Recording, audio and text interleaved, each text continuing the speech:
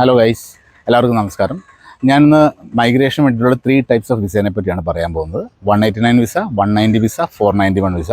ഇതിൽ 189 വിസ എന്ന് പറഞ്ഞാൽ പെർമനൻറ്റ് റെസിഡൻറ്റ് വിസയാണ്. ഈ വിസ കിട്ടിക്കഴിഞ്ഞാൽ നമുക്ക് ഓസ്ട്രേലിയയിൽ എവിടെ വേണമെങ്കിലും പോകാനായിട്ടുള്ള ഓപ്ഷനുണ്ട്.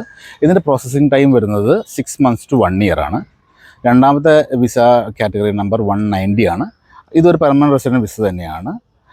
ഇതിനൊരു സ്റ്റേറ്റ് നോമിനേറ്റഡ് വിസ എന്ന് പറയും.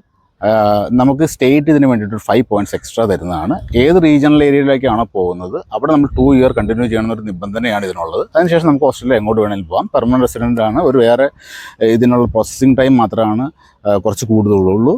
അത് 18 months വരെ, 6 months to 18 months വരെ വരുന്നതാണ്. അടുത്തത് 491 വിസയാണ്. 491 വിസ എന്ന് പറഞ്ഞാൽ ടെമ്പററി വിസയാണ്. It's a pathway to PR, അങ്ങനെയാണ് അതിന് പറയുന്നത്. 3 year ഏതെങ്കിലും ഡെസിഗ്നേറ്റഡ് റീജിയണൽ ഏരിയയിൽ നിൽക്കണം എന്നൊരു കണ്ടീഷനാണ് ഇതിനകത്തുള്ളത്. അതിനുശേഷം 191 പെർമനൻറ്റ് റെസിഡൻസിലേക്ക് നമുക്ക് മാറ്റാനായിട്ടുള്ള ഓപ്ഷനുണ്ട്. ഇതിന് ഗവൺമെൻറ് 15 points എക്സ്ട്രാ തരുന്നതാണ്. ഇതിൻ്റെ പ്രോസസ്സിംഗ് ടൈം വരുന്നത് 24 months to 30 months വരെ ആണെന്നാണ് ഗവൺമെൻറ് പറയുന്നത്. എല്ലാവർക്കും താങ്ക് യു.